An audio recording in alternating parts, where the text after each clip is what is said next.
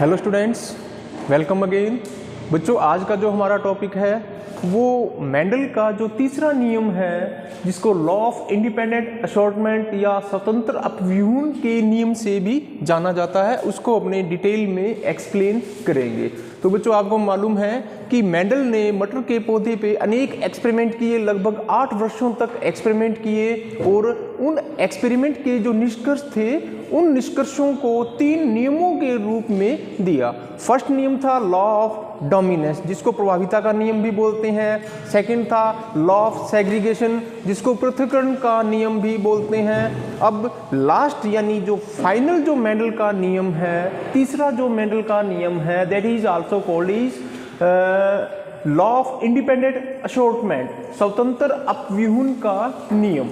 बच्चों, सबसे पहले इनसे जुड़ी कुछ मुख्य जो बातें हैं उनको अपने डिस्कशन कर लेते हैं। First of all, first is Mendel का अगर तीसरा नियम देखें, स्वतंत्र अपव्यूहन का नियम देखें, तो it is basically based on dihybrid cross. बच्चों, जो स्वतंत्र अपव्यूहन का जो नियम है यह डाई हाइब्रिड क्रॉस के ऊपर आधारित है। बच्चों, ये डाई हाइब्रिड क्रॉस क्या है? मैंने आपको टर्मिनोलॉजी में मोनोहाइब्रिड और डाई हाइब्रिड दोनों प्रकार के संस्करण करवाए थे, मोनोहाइब्रिड और डाई हाइब्रिड। जो फर्स्ट रूल है और सेकंड रूल है मेंडल का, जो law of dominance and law of segregation, ये दोनों जो नियम हैं ये किसके ऊपर आधारित हैं? मोनोहाइब्रिड के ऊपर। लेकिन जो तीसरा नियम है, जो स्वतंत्र अपव्यूहन का नियम है, ये डाई हाइब्रिड क्रॉस के ऊपर, द्विसंकर संकरण के ऊपर आधारित है। बच्चों, मोनोहाइब्रिड में क्या था? सिर्फ मेंडल ने क्या किया? एक ही करैक्टर को, सिर्फ एक ही करैक्टर की वशांगति का अध्ययन किया। लेकिन डाई हाइब्रिड में क्या है? डाई का मतलब 2। यहां पर मेंडल ने मटर के 2 अलग अलग लक्षणों की वशांगति का अध्ययन किया। In case of dihybrid Mendel ने क्या किया? द्विसंकर में मेंडल ने क्या किया? मटर के 2 अलग अलग लक्षणों की वशांगति का अध्ययन किया। 2 पेयर ऑफ कंट्रास्टिंग ट्रेट, आपको याद है? 2 पेयर्स ऑफ कंट्रास्टिंग ट्रेट। बच्चों, यहां पर लक्षण ना बोलकर ट्रेट बोलते हैं। लक्षणों को क्या बोलते हैं? ट्रेट बोलते हैं। और कौन से लक्षण? कंट्रास्टिंग यानी विपर्यासी लक्षण, यानी एक दूसरे के विपरीत लक्षण। विपरीत लक्षण कितने थे? 2 जोड़ी। तो यहां पर मेंडल ने 2 जोड़ी कंट्रास्टिंग ट्रेट, विपर्यासी लक्षणों की वशांगति का अध्ययन किया, इसलिए इसको डाई हाइब्रिड क्रॉस भी बोलते हैं। ओके। सेकंड इज सबसे ज्यादा कंट्रोवर्सल है। बच्चों, कंट्रोवर्सल मेंडल का यह जो नियम है सबसे ज्यादा कंट्रोवर्सल है। कंट्रोवर्सल का मतलब है इस नियम के ऊपर, स्वतंत्र अपव्यूहन के नियम के ऊपर सबसे अधिक लोगों ने उंगली उठाई। उंगली उठाना, कंट्रोवर्सल का मतलब क्या है? उंगली उठाना। अच्छा, नेक्स्ट इज एक्सेप्शन। बच्चों, इस नियम की भी अपवाद है, एक्सेप्शन है। और अपवाद के रूप में सबसे बड़ा जो एग्जाम्पल है वो है लिंकेज, जिसको अपने बोलते हैं सहलगनता। लिंकेज यानी सहलगनता सबसे बड़ा अपवाद है। मेंडल के इस नियम का, स्वतंत्र अपव्यूहन के नियम का सबसे बड़ा जो अपवाद है वो लिंकेज है, सहलगनता है। छोटे क्वेश्चन में बच्चे ये पूछ सकते हैं, जो आपके शॉर्ट जो क्वेश्चंस हैं उनमें पूछ सकते हैं कि स्वतंत्र अपव्यूहन का सबसे बड़ा जो अपवाद है उदाहरण के रूप में क्या है? तो इसका जो आंसर है वो है लिंकेज यानी सहलगनता। बच्चों, अब इसकी डेफिनेशन की बात करते हैं कि स्वतंत्र अपव्यूहन का जो नियम है, स्वतंत्र अपव्यूहन का क्या मतलब है, इंडिपेंडेंट असॉर्टमेंट का क्या मतलब है। यहां पर आप देखो, when 2 pair of alleles, when 2 pairs of allele are brought of character is independent of segregation of other pair of character। समझ में आया? समझ में नहीं आया? मैं इसको एक्सप्लेन कर देता हूं। सबसे पहले मेंडल क्या कहता है कि जब एक जोड़ी एलील को F1PD में लाया जाता है, F1PD आपको मालूम है? जब एक जोड़ी एलील को F1PD में लाया जाता है तो एक जोड़ी लक्षण का पृथक्करण दूसरी जोड़ी के लक्षण के पृथक्करण से स्वतंत्र होता है। बच्चों सबसे पहले मैं बताना चाहूंगा कि दो जोड़ी of two pairs of contrasting trait, यहां ध्यान दीजिए, यहां ध्यान दीजिए आप। मोनोहाइब्रिड में क्या था, ये इसके मटर के करैक्टर हैं, ये डोमिनेंट है और ये रिसेसिव करैक्टर हैं, दोनों अलग अलग है ना, डोमिनेंट और रिसेसिव दोनों अलग अलग हैं।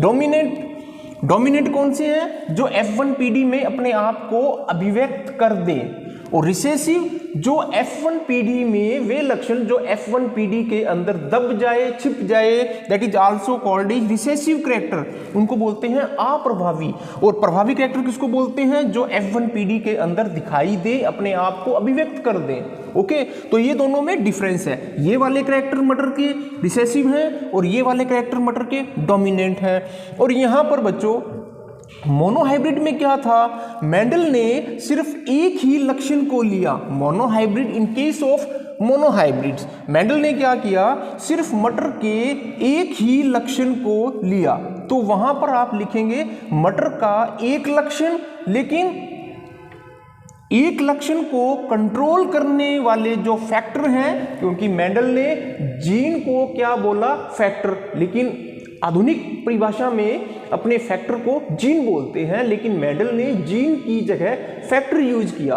तो एक जो ये लक्षण है, इन लक्षणों को कंट्रोल करने वाले जो फैक्टर्स हैं उसके दो रूप हैं, दो अलग अलग फॉर्म हैं, जो कि क्या कहलाती हैं, एलील कहलाती हैं, और दोनों एक दूसरे के अपोजिट हैं, विपर्यासी हैं, कंट्रास्ट हैं। ओके, अब यहां पर ध्यान दीजिए, डाइहाइब्रिड क्रॉस में क्या है कि मेंडल ने यहां पर मटर के दो लक्षणों की वशांगति का अध्ययन किया।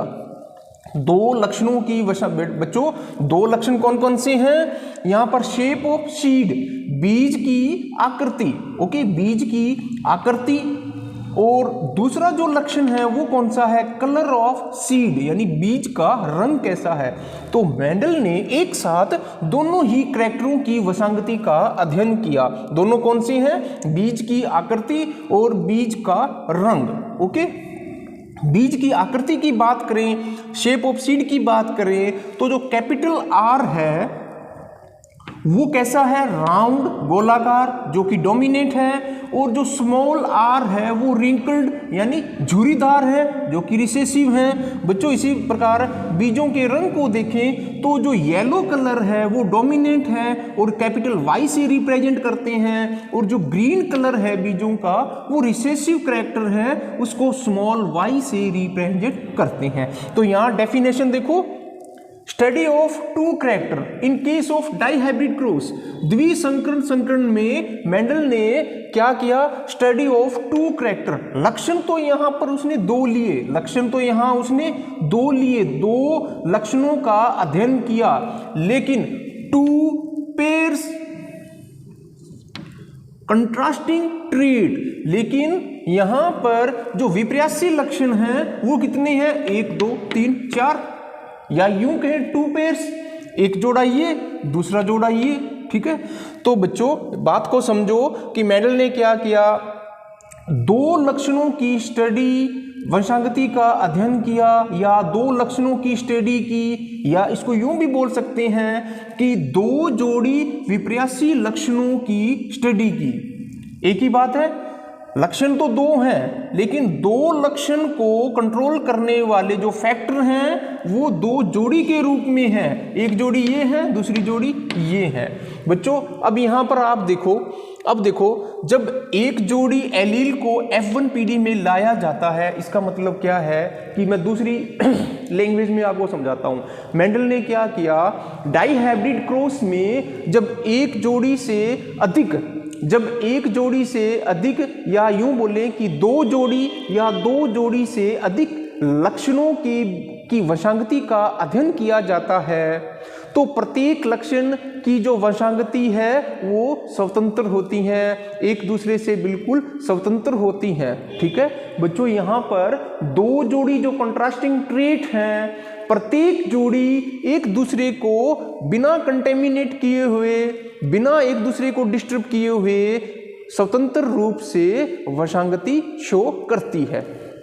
देखो, जब एक जोड़ी एलील को F1PD में लाया जाता है तो एक जोड़ी लक्षण का पृथक्करण दूसरी जोड़ी के लक्षण के पृथक्करण से स्वतंत्र होता है। दोनों जोड़ियां यहां पर दो होगी, सपोज करो यहां पर दो जोड़ियां होंगी जो विपर्यासी लक्षण हैं, दो जोड़ी हैं और दोनों ही जोड़ी के जो जीन्स हैं वे दोनों एक दूसरे को बिना डिस्टर्ब किए हुए अलग अलग उनका जो स्वतंत्र जो अपव्यूहन है वो स्वतंत्र रूप से होता है, यानी उसकी जो वशांगति है वो स्वतंत्र रूप से होती है, एक दूसरे को वो डिस्टर्ब नहीं करते।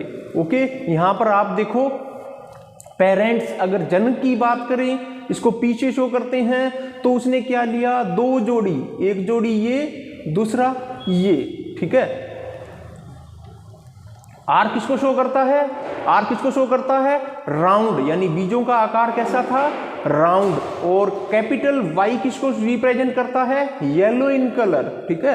तो यहां पर जो बीज थे वो कैसे थे, गोल और पीले कलर के, राउंड एंड येलो कलर के सीड का जब संकरण, बच्चों जो स्मॉल आर किसको रिप्रेजेंट कर रहा है, रिंकल्ड, और स्मॉल वाई किसको, ग्रीन कलर को।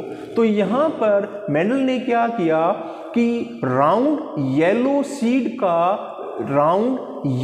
सीड का जब रिंकल्ड ग्रीन सीड के मध्य क्रॉस करवाया जाता है तो प्रथम पीढ़ी यानी फर्स्ट जनरेशन में जो अपने को प्रोजेनी या फिलिलियल जो प्राप्त होती हैं वो हाइब्रिड प्राप्त होती हैं, राउंड एंड येलो। सिर्फ दो ही उसमें सिर्फ क्या लक्षण मिलते हैं, एक तो राउंड यानी सभी गोल आकार के, और सभी कैसे होते हैं, येलो इन कलर यानी पीले रंग के, और कैसे होते हैं, हाइब्रिड होते हैं। हाइब्रिड का मतलब क्या है कि मेल और फीमेल दोनों के ही कैरेक्टरिस्टिक इस प्रोजेनी के अंदर होते हैं। तो बच्चों सबसे पहले इसके अपने गैमीट्स बनाएंगे, क्योंकि पेरेंट जो है, पेरेंटल जो पीढ़ी है, सबसे पहले गैमीट बनाएंगे।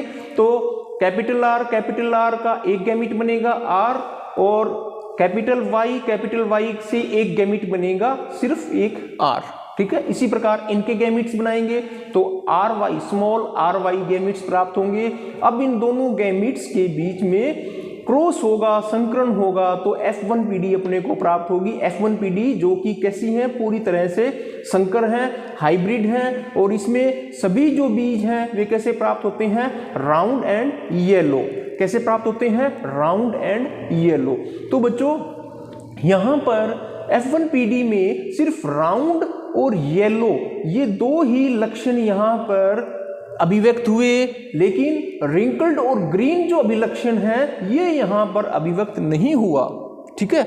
तो यहां पर राउंड और येलो कैसे लक्षण है, कैसे लक्षण है, डोमिनेंट कैरेक्टर है, ठीक है। यहां पर ये प्रभाविता का नियम शो कर रहा है, क्योंकि F1PD में सिर्फ राउंड और येलो जो अभिलक्षण है वे अपने अभिव्यक्ति को शो करते हैं, और इसकी तुलना में रिंकल्ड और ग्रीन जो अभिलक्षण हैं इनकी अभिव्यक्ति F1PD के अंदर दब जाती है। और कौन दबा देता है, राउंड एंड येलो। तो राउंड एंड येलो यहां पर डोमिनेंट कैरेक्टर के रूप में व्यवहार करता है, यानी ये एक प्रभावी लक्षण है जो खुद को F1PD में शो करता है। और F1PD जो है वो कैसी है, हाइब्रिड है, राउंड एंड येलो।